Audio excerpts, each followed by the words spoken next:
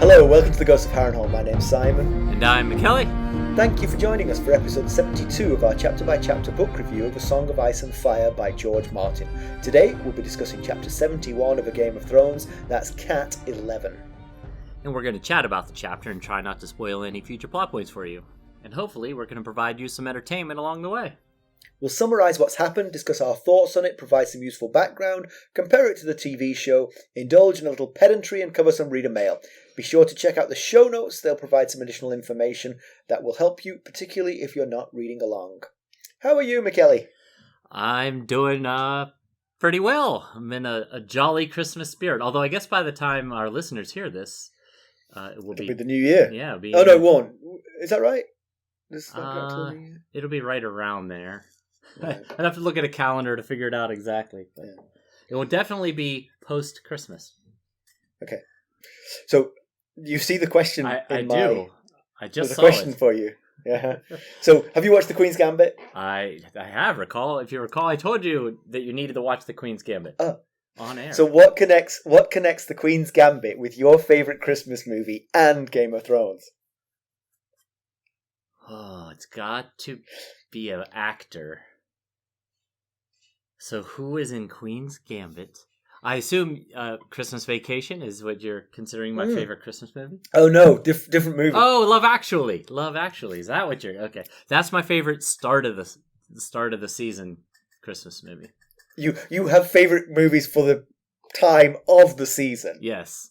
I see. Black I see how Friday, Friday after Thanksgiving, I like to watch Love Actually. Christmas Eve, I like to watch Christmas Vacation. So... Oh. I'm a man of tradition, if nothing else. Okay, so Love Actually, Queen's Gambit, Game of Thrones. Who isn't in Love Actually? That's the...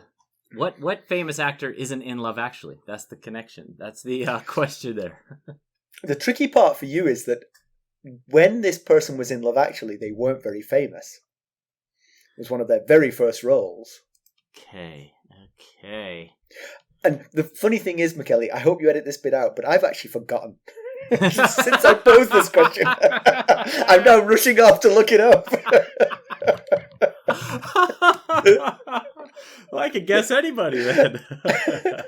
I'll know if you're right or wrong, let me tell you. I have no guess so far. We might be sitting here in dead silence for 5 minutes while I think about this. I know who it is. I mean, don't get me. I haven't completely forgotten. It's just I don't remember the actor's name.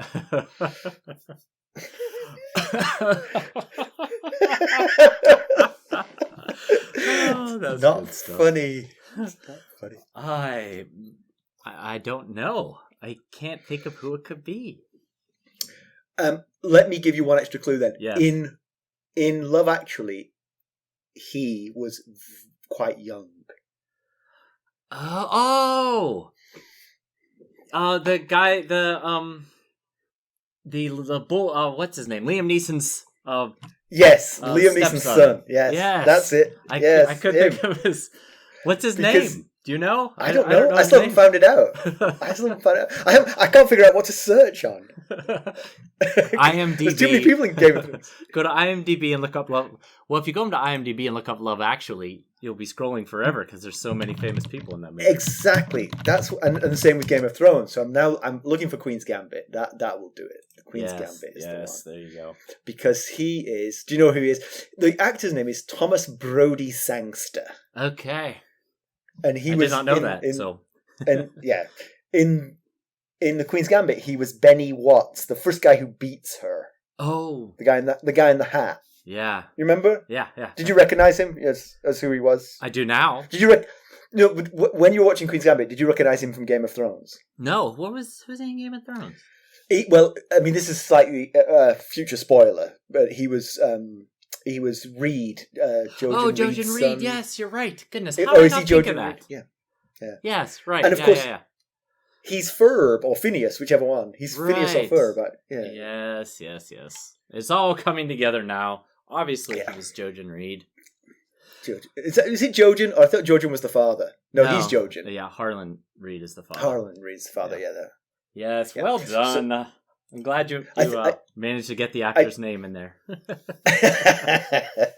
I know you like trivia for Christmas. So. Yes, I do. I didn't do trivia this year. It's the first year I haven't done trivia since you bestowed such a gift on me back when I had that Christmas party like 10 years ago, and you brought you did a trivia for that party. I haven't done mine yet either, but I've got time. I mean, because normally I do it at the New Year's party with my friends, which we're not having this year. Right. But we might get together online and do it then, so I may still do it.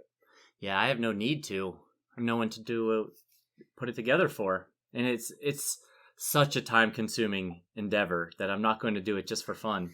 So I think you work harder at it than I do. What will happen is an hour will present itself to me, and I'll be like, "Yeah, why not?" And I'll rattle it off, and then you spend a lot more time and effort on yours. I think that sums the two of us up a lot. Like, you can put together really good things very fast. I have to do things so deliberately and methodically. I have to make sure everything is perfect. So, yeah, that sums us up pretty well, I think. This is now going to sound extremely immodest, but that just reminded me of what Nick Cave, one of my favourite pop stars, said about the music writing, songwriting process. He was talking about how he's good at it. He said, I'm not, so modest that I don't think I'm good at it. I wouldn't do it if I didn't think I was good at it. He said, but it's labor. I have to work at that thing, you see.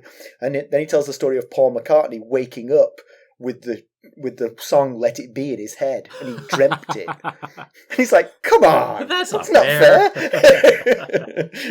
I'm toiling here, and that guy just dreams up the greatest song ever. Yeah, I guess when you got a gift, you got a gift. Yeah. All right, let's get down to business. All right. Unless you had something else. No. I didn't mean to cut you off in your prime there. Down to business with a quick recap of what Catelyn Stark was up to last time we saw her. Last we saw her, she was in the Whispering Woods, where she heard but didn't really see Robb and the Northern Army just about defeat and capture Jamie Lannister. Since then, we've learned that they've routed Jamie's army, freed her brother Edmure, and lifted the siege of Riverrun. All right, McKelly, why don't we give them the summary? We can do that.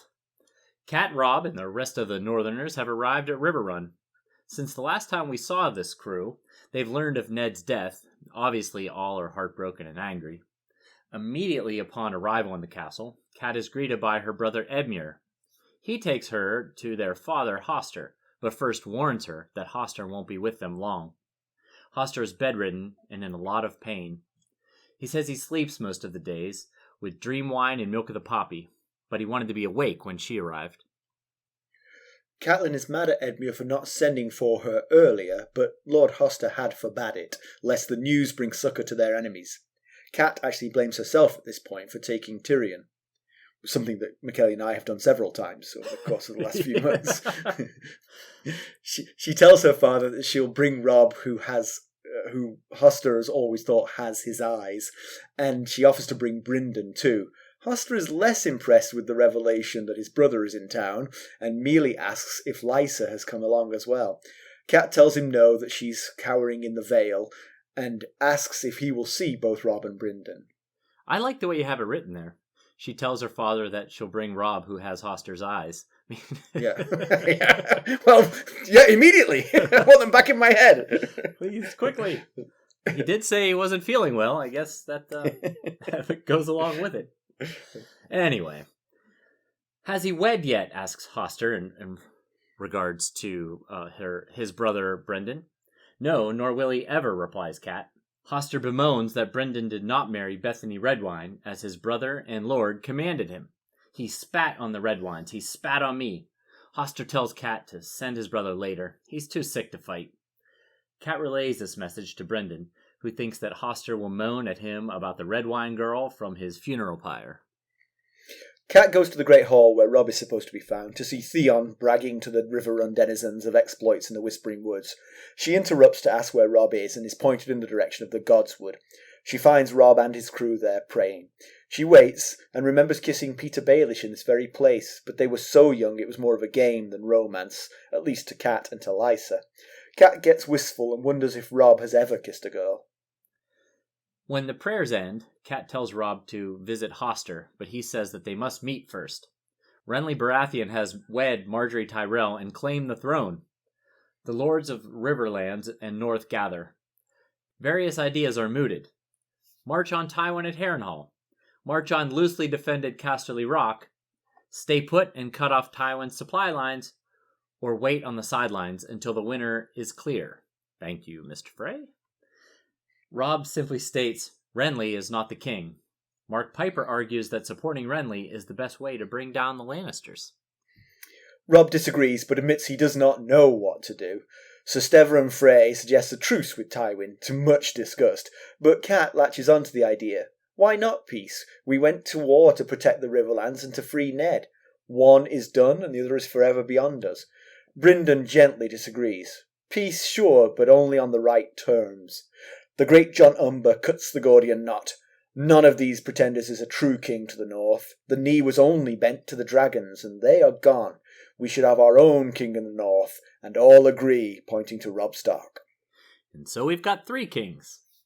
Yes, or 4 if you count Stannis. Yeah. I mean, Stannis has not announced, but Right. he's a much more legitimate claimant to the throne than Renly, Yes. who has claimed the throne. So, In fact, Stannis is the only one who is the true heir to the throne, and he's the only one that hasn't officially announced his candidacy yet. well, actually, if you're going by lineage, you could even say that Daenerys Targaryen is the only true heir. Well, yes, that is So that would be number 5 on this list. She's busy. She hasn't Yes, gotten true. a chance to get her campaign in order yet. So this is very rousing. The end of this, I don't think we did it quite justice. The end of this chapter, Right. You know, as Yes. all the lords sort of like rise up and say, "The king in the north, the king in the north." Yes, and Hoster's steward comes down and says, "Shh." He hasn't had enough milk of the puppy. Keep your voices down. Yes, it is very rousing. It's very exciting. I'm sure I can't exactly recall the all the details of the scene in the TV show, but I believe that was rousing as well. Mm-hmm. Twas. So we start off with Titus Blackwood standing, well, it's Edmure standing at the top of the stairs waiting for the boats to come in, and he's standing with Titus Blackwood. And Cat thinks about the fact that it was Titus Blackwood that rescued Edmure when he was held captive by the Lannisters. And so just a quick reminder about that. When the Lannister force made a shield wall to defend against Robb, Riverrun then launched rocks out at them to break up the wall, and then Titus Blackwood led a party out to rescue Edmure. And Titus Blackwood was also in the battle under the walls of Riverrun against Jamie, where Edmure was taken hostage. And then he led the remaining forces back into Riverrun. So he was on both ends of the captive situation for Edmure. Yeah, so as Cat arrives in the boat, Theon is abnormally chivalrous. He jumps out, gets his own feet wet, helps her to step onto dry land. We've wondered at their dynamic a couple of times, yeah. He was 10 years old when he was taken as a ward to Winterfell. He's around 19 now. So she's the closest thing he's ever had to a mother, really, at least that he remembers. Exactly. Yeah. And I wonder, she seems a little frosty towards him generally, but much less frosty than she is to Jon Snow. Absolutely. So I wonder if in the absence of Jon Snow she would treat him badly, but because of Jon she gives him a little bit more leeway and she's a little bit fonder of him than she otherwise would have been. Right. Yeah, I think it's pretty obvious that he is known to make rash decisions, and I think she's fully aware of that and thinks he's a bit of a hothead. But she seems to trust him because she divulged her thoughts on the Lannister involvement in Bran's fall and then the subsequent attack, and then about her leaving Winterfell with him in the room, which seemed like a big deal at the time, but then it turned out she was telling everyone she met about all those details. So maybe it's less of a big deal than we thought it was. There were people in Lannister cloaks she was telling about that. He was also the first when she arrived at Moat Cailin and walked into the room with Robb and his lord. He was the first to come up and kneel and kiss her hand, I think it was. So I think by nature he's somewhat bawdy and irreverent, but I think by upbringing he's learned to be, sort of like overtly courteous to the people he needs to be courteous to, Right. Yeah. But of course, being practically his mother, she's seen the other side of him too. And I think also, given that he's a few years older than Robb, she probably wishes he was a better influence, because I'm sure Robb has looked up to him over the years. Yeah. And that he is, a little bit of a roister isn't great. I mean, I think she would probably have rather him turn out to be studious and scholarly and, maybe a lot like Jon might be. Jon Snow, yeah. Yeah, but he's definitely, he seems to be Robb's right-hand man. He's with him pretty much at all times. Yeah. But one thing I noticed, actually, thinking back on this as we were talking about Theon, was I looked back on the two of his most recent pronouncements, and one of them was that they should lay siege to the twins, which looks like a terrible idea, given that it's the twins, which is probably the most defensible castle in Westeros, unless you happen to have two armies. Right, which they didn't. Which they definitely did not. And that's a pretty dumb idea. But his second one was to execute Jamie Lannister, which is an even dumber idea. Right, yeah. So those who doubt Theon might have some grounds for their doubts. I believe he also wanted Robb to kill Osha in that chapter where Bran chapter. And he was like, no, I'm going to take her in and question her. So he's known for his impulsiveness, I guess. Yeah. Well, so Cat finds out that, as she feared, that her father is dying. And she had feared that Hoster was ill since she got that letter in the Eyrie in the chapter with the duel between Bronn and Ser Vardis Egen. And what made her concerned was it was Edmure saying that he was making all these battle plans for the Riverlands, and she was wondering, why is my brother doing this and not my father? That's unnerving. And she's gotten no reassurance since then that no, he's fine. So she got what she feared. He's dying. Yeah. How old do we think Hoster is? Around 70, something like that? Gosh, that's a good question. I don't know. Yeah, maybe. I mean, we figure Cat is late 30s-ish. So, yeah, that it might be. Maybe somewhere between 60 and 70s-ish. Yeah. It's going to be a bit galling when you see Walder Frey sort of in his 90s, still going strong, so you come home to your own father and he's dying. Yeah, true. So it seems that Cat hasn't seen her father since Robb's birth. Yeah. Right. So, but Robb was born in Riverrun, which was interesting. I don't think I remembered that Robb was born here. Yeah, they were married in Riverrun, and then for like 2 weeks later, Ned rode off to war, and then she had Robb, and then went north to Winterfell. Yeah, definitely. See, if it seems that way. It's not specifically stated, but it does seem that way. She mentions the last she saw her father, he had brown hair and beard with streaks of gray, and now it's completely white. Now that just means she hasn't seen him in a long time, I guess. But then him saying Robb has his eyes makes it seem like he hasn't seen Robb since he was a baby, because you might say, oh, last time I saw him he was, this big, or he was just a little boy or something. Usually that's something you say about a baby. He has my eyes. So it's possible she could have returned to Riverrun without Robb, I guess, but it just seems. But given how many children she spat out between these two moments in time, she probably hasn't had the sort of window of opportunity. Oh, maybe she's either been the mother to a very small child or pregnant with the next one. Yeah, that's true. Yeah, because I was thinking, like she's had 15 years. It's not that far from Winterfell to Riverrun. During years of peace, she might have made a leisurely stroll down there. Yeah. But I guess not. But you're right. Yeah, she's had a string of babies, and Rickon was 3 when she left, so hasn't been a whole lot of opportunity. And then Hoster says when she first, comes out onto the balcony where Hoster is laying, he says, "I watched for you," and that's in reference to. He used to ask her to do that. He's say, "Watch for me, little cat," when he would leave. She mentioned that in the chapter with the battle at the Whispering Wood when she was thinking about all the men that have made her wait in her life, including Hoster. So that was just It was a sweet moment, actually, and it was nicely done. Even for someone with my attention span, it rang the bell. I sort of saw it coming back around. Right. The reversal of roles between the two of them. I watched for you. Yes.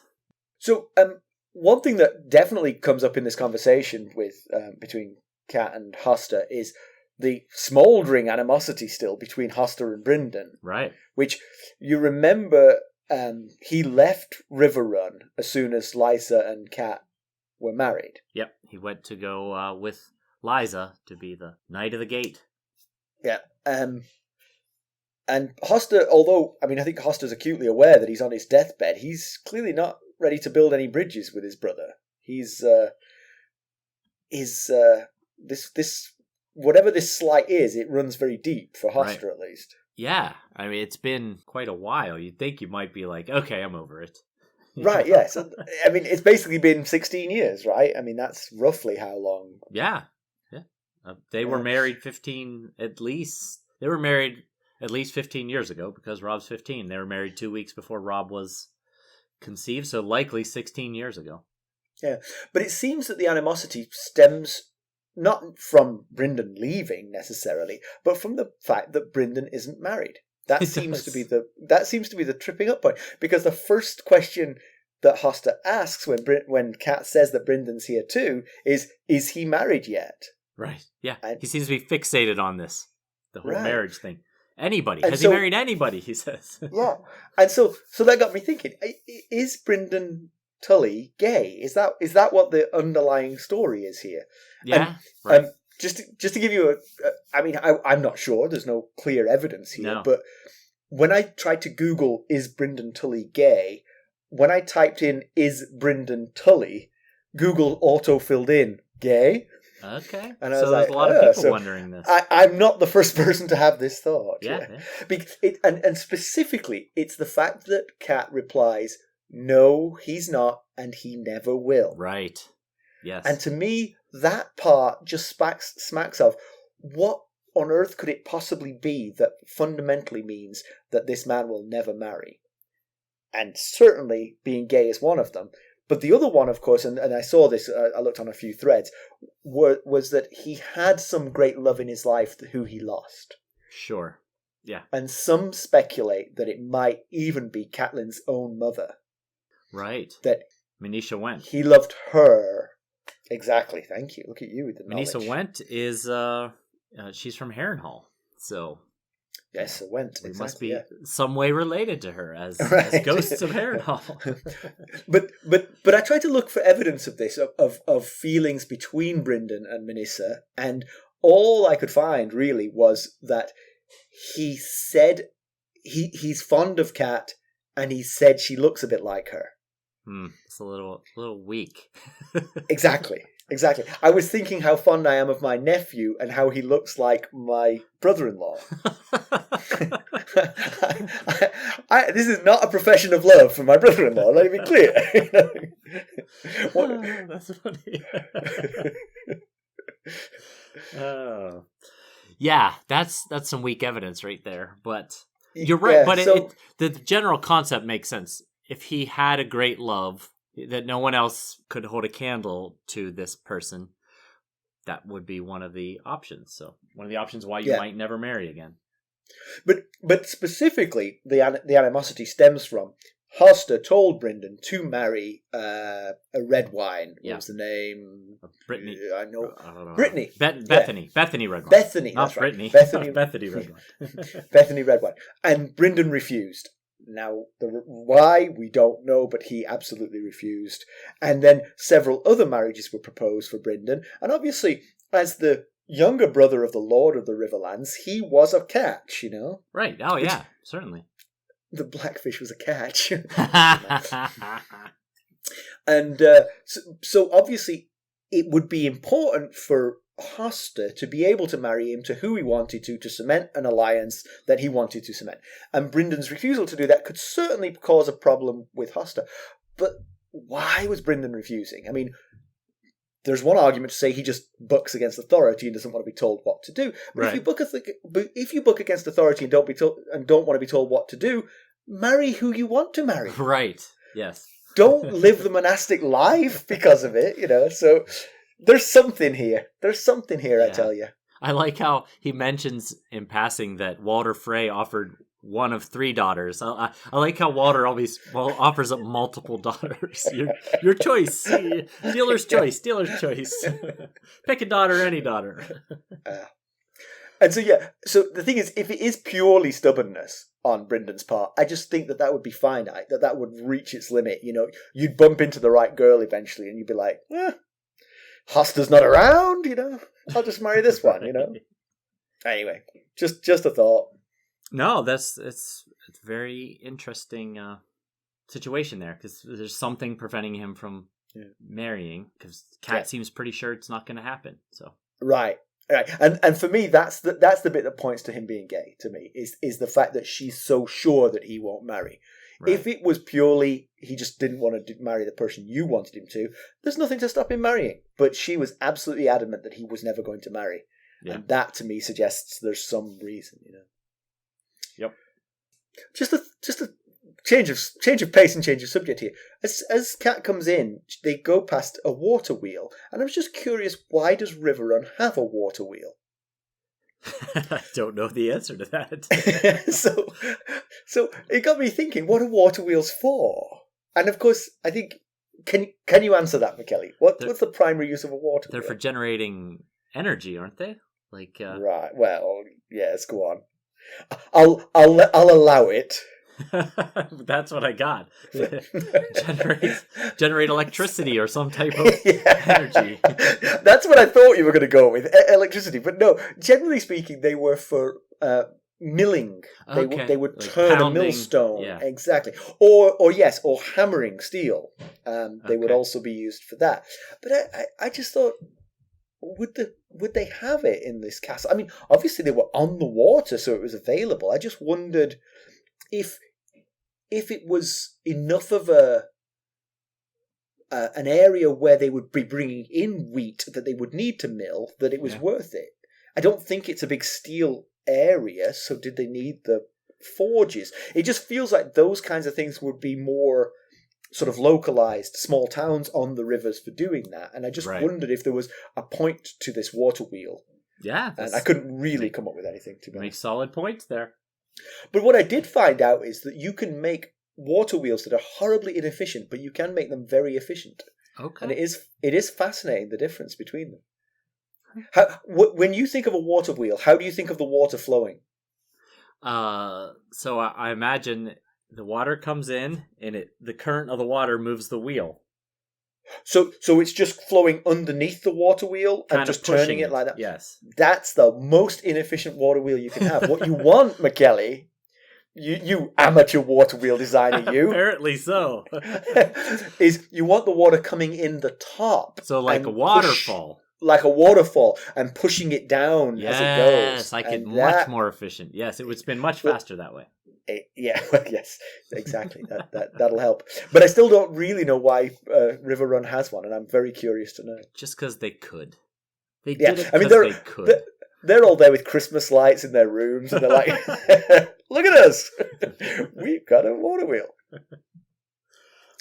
So after Cat leaves Hoster, and she goes and tells Brynden that Hoster said he'll see you later, but he doesn't want to fight anymore, but he's too tired to meet right now.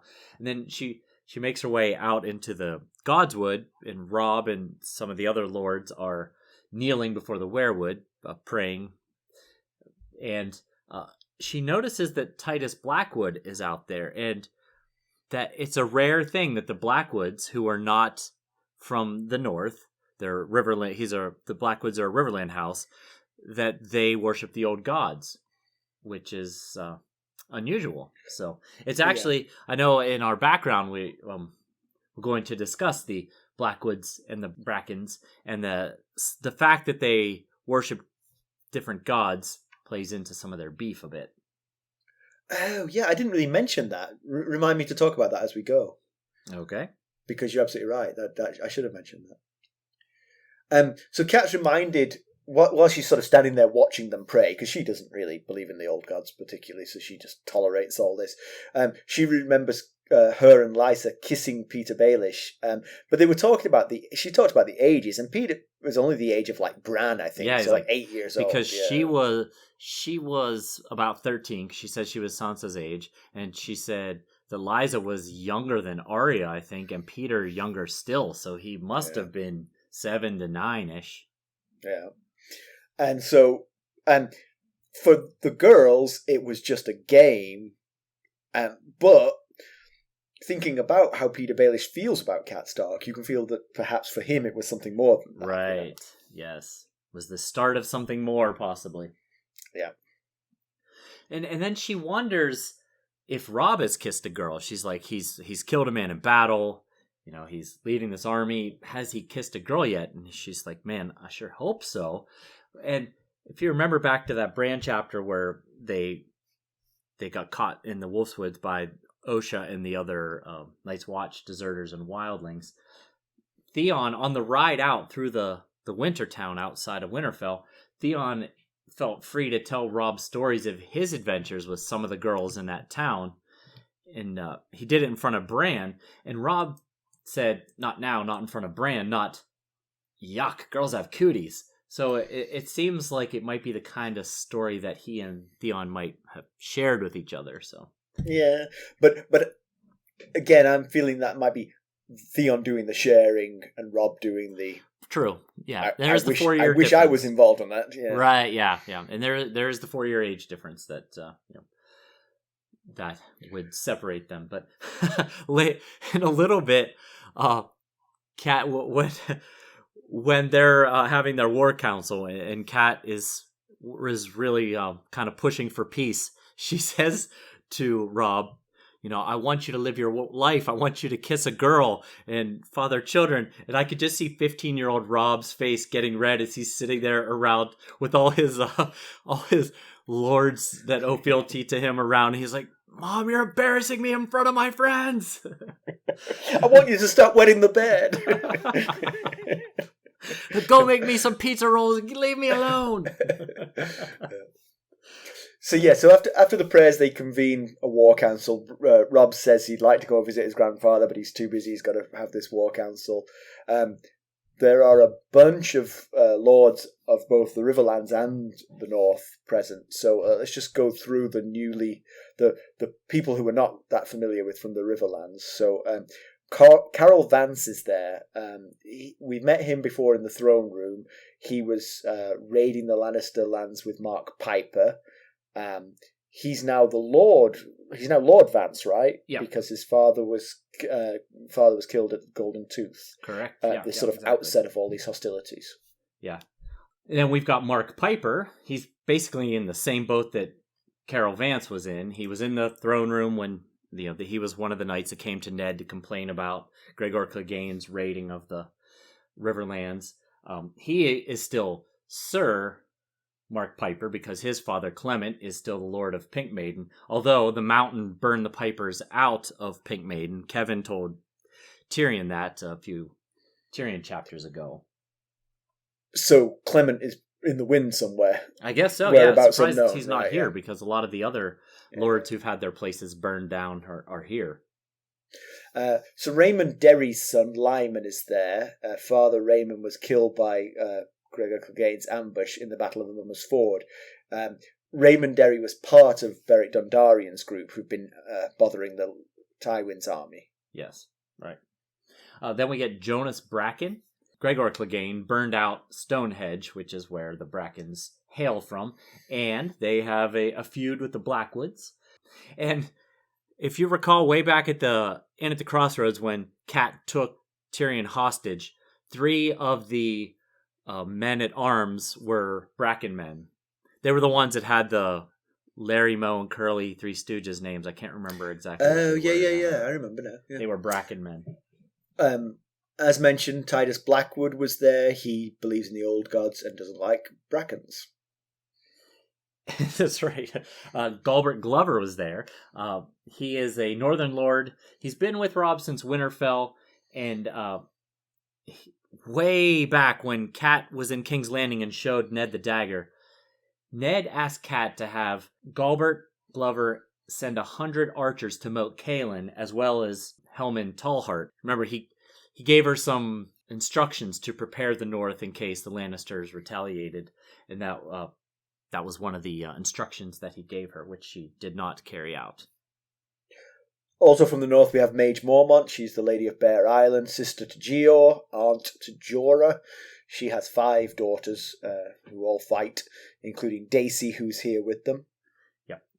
And last, we've got Richard Karstark, and he lost 2 sons in the Battle of the Whispering Wood to Jamie. Like, Jamie himself took out both of his 2 younger sons, and he's worried because he's grieving heavily over the loss of his 2 younger sons, and he hasn't heard anything about his older son, who we know was captured by the Lannister army in the battle on the Great Fork in Roose Bolton's army. Right, yeah, so Tywin's got him. Yeah. We also get news about Roose Bolton that he's reformed the other northern host, the one on the east side of the Green Fork. And it's also mentioned that Helman Tallheart and Walder Frey hold the twins. And if you're wondering why Helman Tallheart is holding the twins, it's because Robb left Tallheart at the twins with 400 archers and swordsmen to keep Walder Frey honest. So this group of lords of both the North and the Riverlands discuss the various options that are available to them. They could hold in Riverrun and cut off Tywin's supply lines. They could attack Tywin at Harrenhal. They could withdraw. It's all over. Or they could sue for peace in some way. But those are kind of rough on the Riverlands because the Riverlands are still being attacked by Gregor Clegane and the other groups. That's right. Yes, who are causing devastation wherever they go. Attacking Harrenhal has some merits. Tywin has retreated there, or is in the process of retreating there.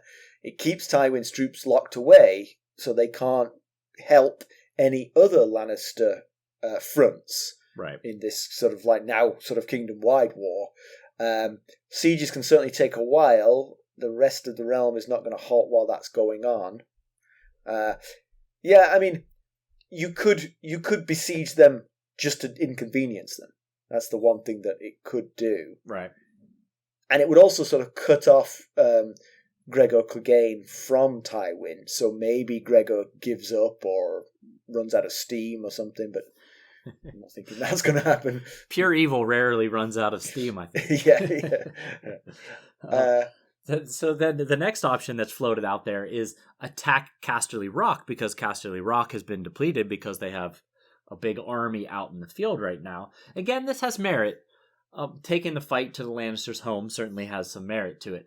But also, again, you're going to have to siege a castle, which is a time-consuming endeavor. And if you're over in the Westerlands, sieging Casterly Rock, then Tywin's army is kind of freed up to move about the Riverlands or wherever else they want to go. Yeah. Now, of course, what I would say about that, actually, and thinking about both of those options, you really need to, if you're going to go and attack Casterly Rock, you really need to keep Tywin in place. So you really need to besiege both places. Right, and that's the way you'd have to do it. Harrenhal is so huge that if you didn't take your whole army there, yeah, it'd be hard to surround with enough of a force that if Tywin didn't want to punch his way out, he couldn't. Right, know? That is the key. Because otherwise you'd think you could leave a token force to keep them hemmed in at Harrenhal. Right. But they have a big army inside Harrenhal now, and Harrenhal's big enough to fit that army. And they'll be getting ravens, and the ravens will be saying, hey, we need your help down here because of the news that they learned here, which is that Renly Baratheon has claimed the throne. I mean, that could mean Tywin changes his direction, Yeah. Staying in Riverrun, it's got some merit. I mean, certainly recuperate. You can stay protected by Riverrun's walls. Tywin, it blocks the supply lines. Tywin can't refresh his troops. But it's not doing anything to end the Lannisters' threat once and for all. I mean, Tywin licks his wounds in Harrenhal and then goes wherever he wants, you know? You gotta strike while the iron's hot if you're going to do it. Yeah. And you have to imagine that if you're just sitting in Riverrun, recuperating and cutting off the supply line, that Tywin would use that time wisely to improve his position. He's not going to just sit in there some and be way, like, right? "Whew, Yeah, boy, we got a lot of time to kill. What do you want to do?" yeah. So of course, one of the big topics here is Renly claiming the throne. Now, Renly's the only thing going for Renly's claim to the throne is that he's not Joffrey Baratheon. Right. He doesn't really because have a leg otherwise he has no claim to the throne at all. Exactly. But given that he's not Joffrey Baratheon and he has claimed the throne, he seems like a good option right now. Right. But Robb seems to really struggle with what to do about the two king situation, and he kind of talks in circles about them. He talks of treason if backing Renly, because he says Joffrey is the true king. He's Robert Baratheon's true heir, but then openly says he plans to kill Joffrey, which feels pretty treasonous to me. And then he goes back to that Joffrey killed his father, which makes him evil, but us fighting against him makes us traitors. So he's really struggling with how to wrap his head around proceeding from here. Yeah. And this brought something home to me, which I think I'd forgotten, that they don't know what Ned knew. It doesn't seem like it. It certainly doesn't. Because there would be no debate here, or at least right. there'd be no debate in favor of Joffrey. I mean, there might be debate between Renly and Stannis, but it would be like Joffrey has zero claim to the throne if they knew what Ned knew. Exactly. There's one line where Mark Piper says that Tommen is no less a Lannister than Joffrey, and I don't think that he means that they're entirely Lannister. I just think he means they are 50% Lannister, so I still will not respect them as a king. Yeah, that's how I read it too. I did not read, we know these guys are 100% Lannister. Right. I agree. They seem to be unaware. So it's interesting that the Lannisters have done a good job of keeping a lid on that, because it felt like at the time of Ned's death, that story was about to explode across the realm. Right. But somehow they've kept it under wraps. So far, anyway. Because I mean, think about it. The kingdoms are basically in open rebellion anyway, without that news being widely known. If that news were widely known, who knows how many people would flip sides. Yes, exactly. And now we get news that the Stormlands, at least Storm's End, has backed Renly's claim. And I guess we kind of expected that, because Renly is the Lord of Storm's End, so you imagine he's going to back his own claim there. But I'm envisioning some sort of like Westeros Gazette reporter here. Man on the street, what do you think of Renly's claim to the throne? Oh, I think my Lord Renly should be on the throne. But then again, he lives just down the road from me, so I would say that. He has that big castle over there. Yeah.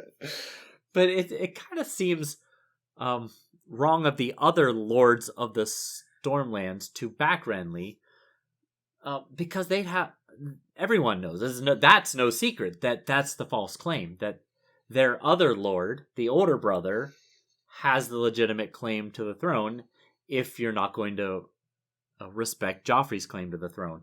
So you would think that the rest of the Stormlords would rally toward Stannis, be in more of the right, but I guess they're basing it off of Renly's made the claim. We haven't heard anything from Stannis yet, so we're going to rally behind Renly.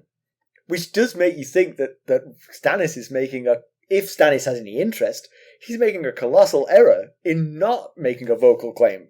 Because if Stannis was first to claim, if Stannis was first out of the gates with, I claim the throne because Joffrey is not true Baratheon, then every Baratheon lord would rally to him, and Renly would have nothing. He would have kicked the stool out from underneath Renly. But as it is, Renly got there first, and you win. I mean, now you've created the situation where, of course, as a Baratheon loyalist, I want a Baratheon on the throne. Right. Renly says he's going to take it. I'm with him. Let's do it. Yeah.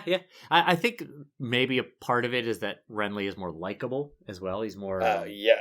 That's a big part of it. Yeah. If Stannis and Renly switched personalities, Well, yeah. Stannis would be hands down If Renly morbidly claimed the throne, like, with his grim face, everyone would be like, yeah, let's just wait for your brother to get back, yeah? Right.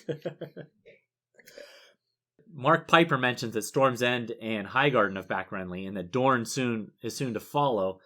And that seems pretty legit because there might be bad blood between Dorne and Storm's End and Highgarden because of border disputes and stuff like that. But the Martells hate the Lannisters with every passion of their being because of Elia Martell's murder and the murder of her children. That's Rhaegar Targaryen's wife and children. Oh yeah, that particular thing. I mean, because the Martells have not been in this book at all. Right. I mean, like, they've been mentioned a couple of times and no more than that. But it's like the scenery in a play. It's just there on the background. Like, if you were making a play of this, the scenery would be Elia Martell being murdered by... Right. Oh, yeah. It's very much a backdrop to the overall theme of the story. He also says that if Dorne rallies to Renly and the Arryns can bestir themselves to rally to Renly, that 6 of the great houses of the 7 kingdoms will be against the Rock. And that term is a little bit... It has mixed use because sometimes they refer to the great houses. The great houses, not the Rock, the great houses, yeah. Yes. Sometimes they refer to the great houses as the 7 great houses. The Starks, the Arryns, the Tullys, the Lannisters, the Baratheons, the Martells, and the Tyrells. You got it. Sometimes they refer to those as the great houses, but other times they refer to just any prominent house as a great house. So kind of comes and goes. I'm not sure why it's done that way. I guess it's just the way it is. Sometimes it refers to one, sometimes it refers to the other.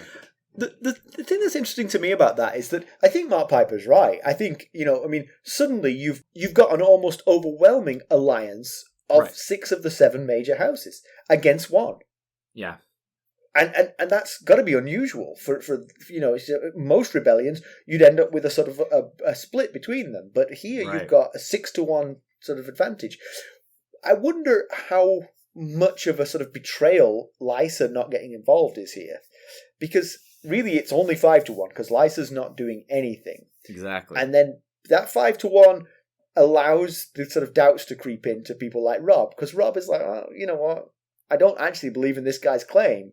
It's hard to say I should get involved in this, But if Lysa was there too, they'd be like, well, this is a golden opportunity to get rid of those lions, Yeah. Once and for all.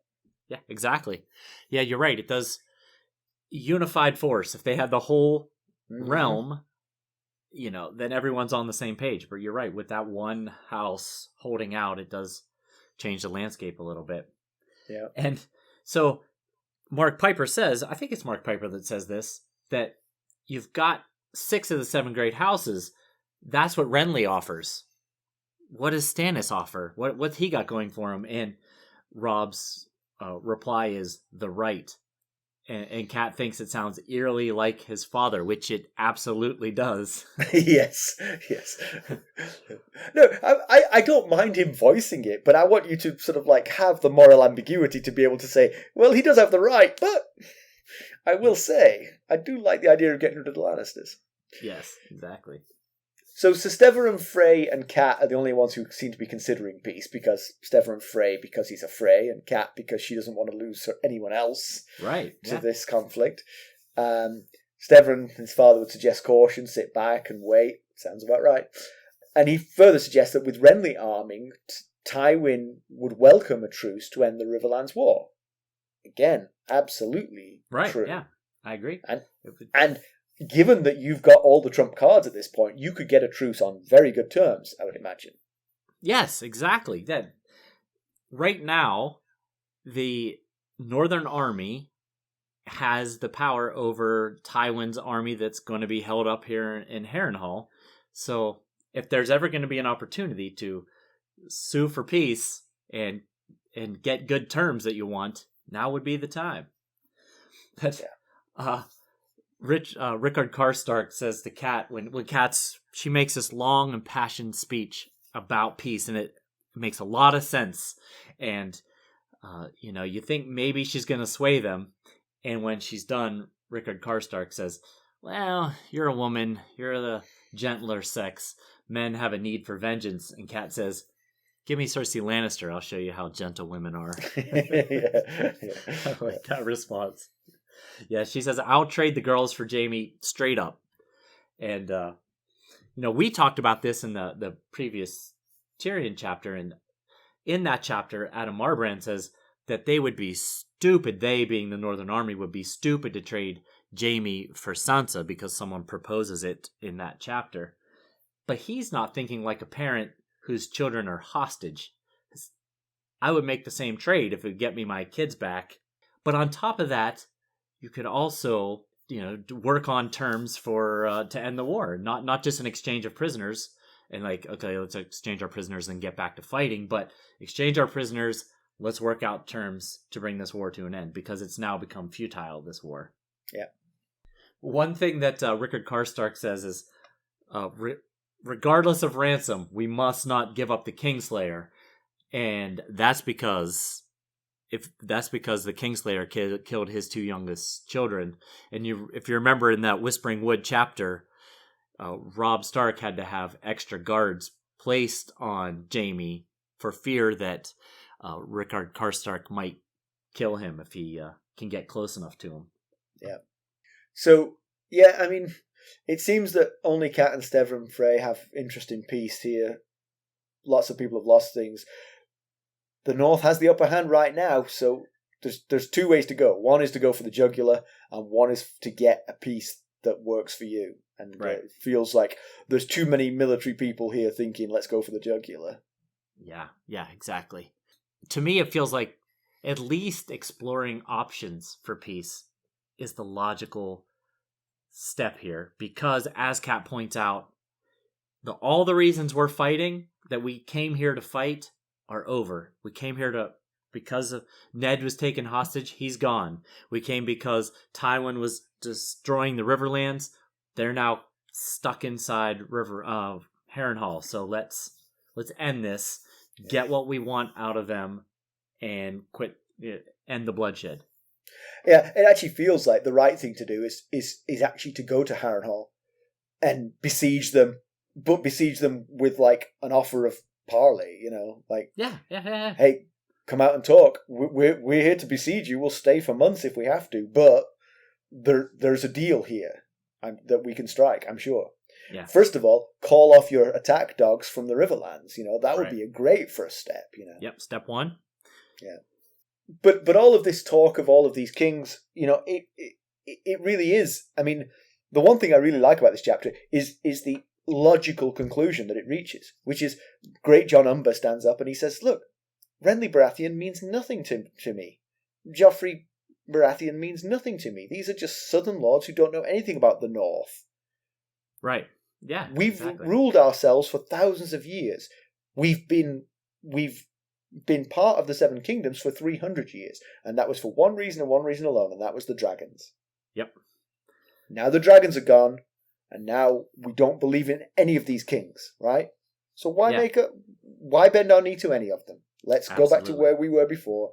Let's have a king in the north. And it got a little complicated when the Riverlords started, bending the knee to Robb as well, because the North is easy. They're separate off by themselves. You could definitely see making terms for them to be their own kingdom again. Yeah. If push comes to shove. The Riverlands are a little more complicated because they're right in the heart of everything. Right. So, for me, if I'm a Riverlands lord, I'm like, how does this benefit me in the slightest? Or doesn't. The worst, this is actually a bad news for me because these guys are just going to go off back to the north and live in their own separate kingdom.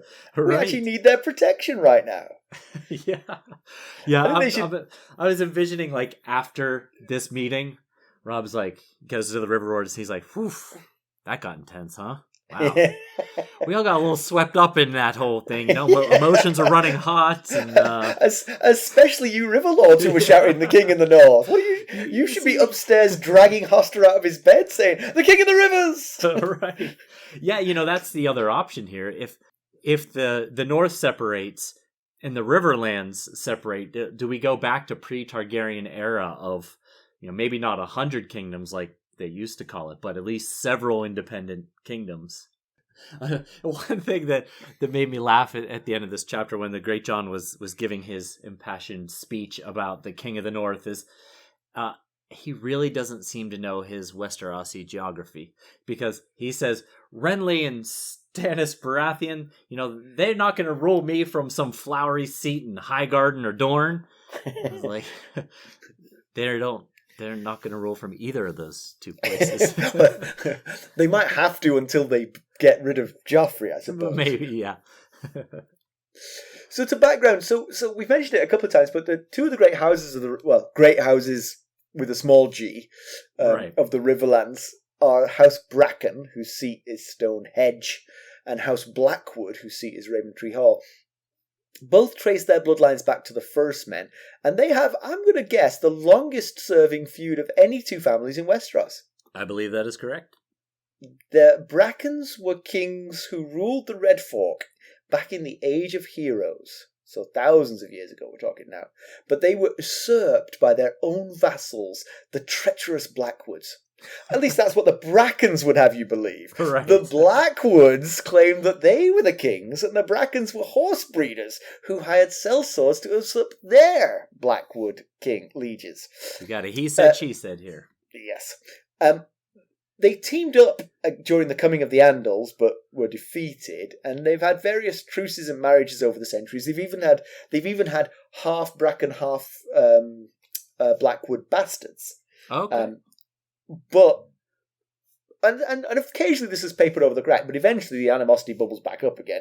One of the more notorious instances was about 350 years ago when Harwin Hoare of the Iron Islands invaded the Riverlands. Agnes Blackwood rode out in front in force to repel the invasion, but she was betrayed by Lord Lothar Bracken, who attacked her force from behind. And that one probably rankles more than the ancient grudge, honestly. Yeah, I think so. As you mentioned, the Blackwoods still revere the old gods, whereas the Brackens have converted to the new gods. So this is one area where there's a little bit of religious intolerance, but really it's just the religion is just a backdrop to their they just don't like antipathy. Each other. Exactly.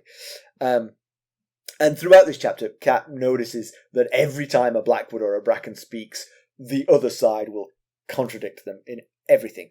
With one exception, I noticed, which is the King of the North. The King of the North. They both agree on this. Yeah, you'd think that whoever said it first, the other one would be like, Renly! Or at least, what about Hoster Tully? Right. So comparison with the television show, it's a fairly big deviation here. You never really get a sense that they're in Riverrun. You don't really see Riverrun. I mean, they're somewhere, but it doesn't tell you it's Riverrun. We don't meet Edmure or Hoster or Brynden, for that matter. None of those guys are in the first season of Game of Thrones. The King in the North scene barely features Kat. I think she is there, but she doesn't speak at all. Oh. No impassioned speech for peace, then? No. In fact, most of what we hear from her in the TV show is a conversation she has with Jamie Lannister, where some of her inner thoughts about getting the girls back, she voices them to Jamie. So quite well done, because it allows her inner voice to get an airing and also gives some screen time to Jamie, who basically has been missing for this whole book, really. I mean, we've hardly got to know him. Since the attack on Ned and his men, yes, I guess that's the last time you would have seen him in the TV show. So yeah, I mean, otherwise, certainly it's very rousing when it ends with the King in the North, Right. What was that? Obviously, we must be in episode 10 of the first season. It's pretty much. It's very interesting, actually. As we get towards the end of the book, I'm seeing more and more how closely it's following the book. They're really, really close at this point. The only chapter left in the book now is a Daenerys chapter, and this comes right before that Daenerys chapter, and then that's the end of the first season. Okay. So yeah, they really are sticking with the timeline. Real close, yeah. Yeah. The only things are the insertion of additional scenes. So Cat with Jamie was inserted. I mentioned last time Peter Baelish and Varys talking in front of the throne was inserted. And there was also a scene with Maester Pycelle with a prostitute. Oh, I do remember that. Yeah. Remember that? And basically, he talks to her, and he's just a lusty old goat until he dresses to go out to a meeting, when he feigns being a crone again and sort of stumbles out the door. So in the TV show, they certainly are making it clear what they think of Pycelle. That he's tricking everyone. Yep. So pedantry. I feel like, I mean, this is very minor, but I feel like the whole question, all of the questions they asked in this chapter, they dodged them by ending it with the King in the North. Right. Because that doesn't change the calculus at all. They just need to decide what they're going to do about Tywin Lannister. Crowning Robb does nothing to solve that decision. It just means Robb's even more in charge of that decision, and he doesn't know what to do. I think the only way it changes things is what I think it's Rickard Karstark says after the Greatjohn makes his pitch for Robb being King of the North. He says, "I'll have peace on those terms." Right. So maybe that's like, we'll have peace. We'll go have peace talks if Robb is King of the North. If we break away. Yeah. Okay. Yeah. Okay. So not even pale pedantry then. Nothing at all. But why did the Riverlands lords join in? I mean, it was so exciting. It was exciting. that it just felt like the scene would have been more funny to me, honestly, if half of the room erupted into King of the North, while the other half looked across like, my God, these heathens from the North. They're our guests, and they're here. Like, we got to get them back across the neck in a hurry here. Why don't you go off being kings in the North, y'all? So, news and notes, what you got? So we got an email from Robb and Andrea, and they wanted to know what our sigils would be.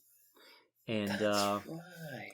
I spent a lot of time thinking about mine. I finally came up with something, but I'm just not that creative. It took me a while, but I see you've yours is very specific. So well, yeah. What happened was I was thinking about that while I was researching this chapter. I was looking at House Hoare, who came up because Agnes Blackwood was attacked by Lothar Bracken while she was trying to defend the Riverlands from Harwin Hoare.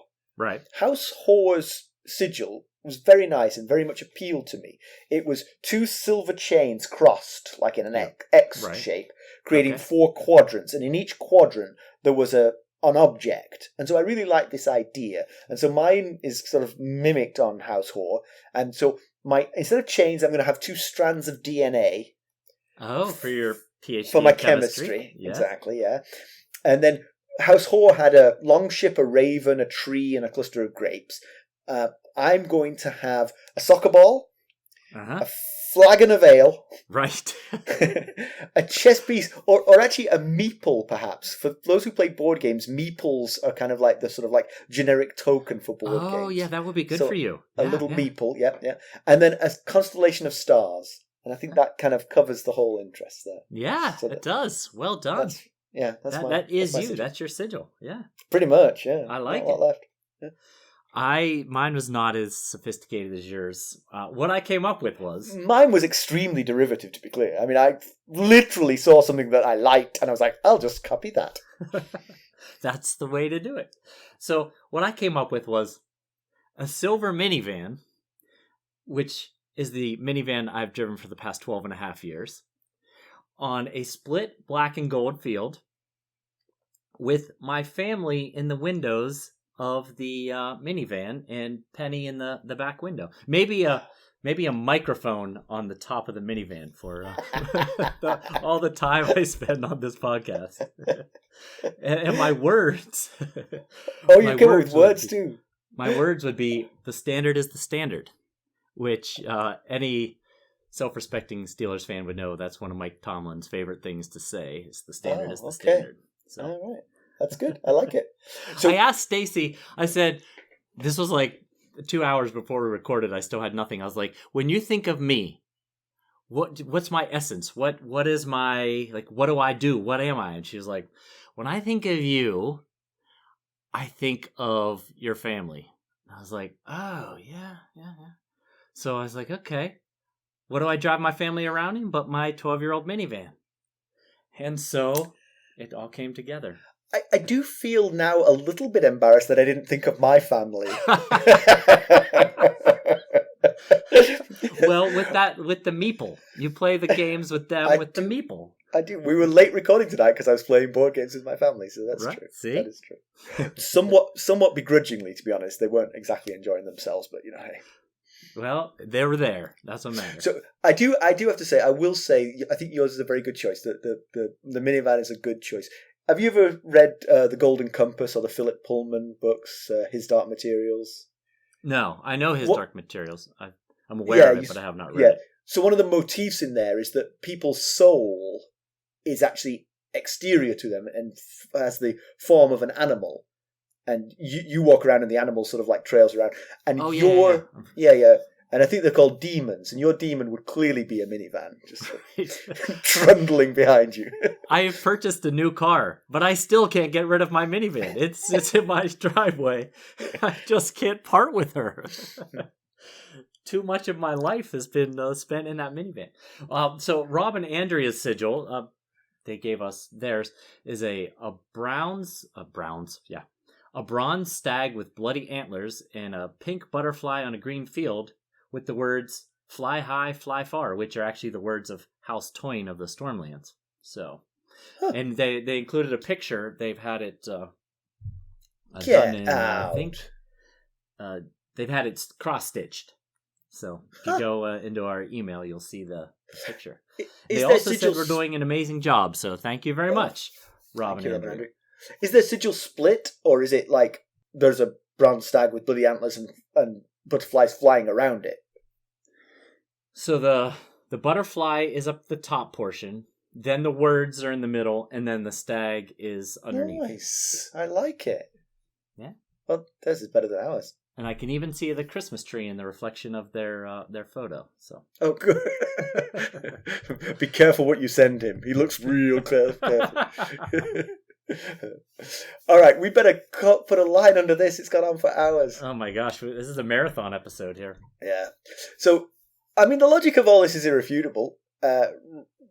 But has Robb actually done anything to deserve this, really? I mean, yes, he won the Battle of the Whispering Woods. He did lure Tywin into a bit of a trap by offering to sacrifice thousands of northern soldiers for no reason. Right, yeah, yeah. But other very than lordly, that, I guess. I guess, yes. He doesn't feel like he's really earned it, other than by being there at the right time, Yeah. He is. I'm sure if this was Ned, they would have claimed, called Ned King in the North. He happens to be the Lord of Winterfell now at this particular time. But Ned would be a great choice for that. He would indeed. Just not sure Robb is ready for this. He's not ready to be Lord of Winterfell. He does seem to want to keep the Lannisters on the throne. At least he's very conflicted about the idea of Renly claiming himself as king with absolutely no claim. But of course he doesn't want to keep Joffrey on the throne. He wants to put Tommen on the throne. So pulling away just makes sense. I mean, they don't want to kneel to a Lannister, whether they're a Lannister Baratheon or just a straight up Lannister. Yeah. I will say, for most people, when they get moved up in their career, they have probably day one, most people sort of have a sort of gulp moment when they realize what's now expected of them. But I mean, most people rise to those challenges, or at least fake it. Fake it till they make it. Exactly. But can they get this freedom and spare the Riverlands as well? Yeah, would that price be too high? If they came to Tywin and said, we're willing to call a truce here. You can keep Joffrey on the throne, but the North and the Riverlands both are pulling away. Yeah. Mm-hmm. would that price be too steep? I think the Lannisters would agree to it, and as soon as they've secured themselves on the Iron Throne, they would reinvade the Riverlands. Oh, yeah. Yeah, I could see that. Or maybe we're heading back to a pre-Targaryen era with a bunch of smaller kingdoms. I mean, like the Greatjohn said, we bent the knee to the dragons. The dragons are gone. So is there really anyone that can hold this, these 7 kingdoms together anymore? Yeah. All right. As always, you can reach us at ghost.harrenhal@gmail.com and follow us on Twitter at @GhostHarrenhal. We're on Facebook, Instagram, and YouTube because McKelly works his socks off. Well, I do what I can. If you like what we're doing, please consider going out and leaving us a 5-star rate and or a really nice review. It would really help us get the word out. We'd very much appreciate that. And King of the North. King of the North. Thanks for listening. Thanks. Bye. Bye.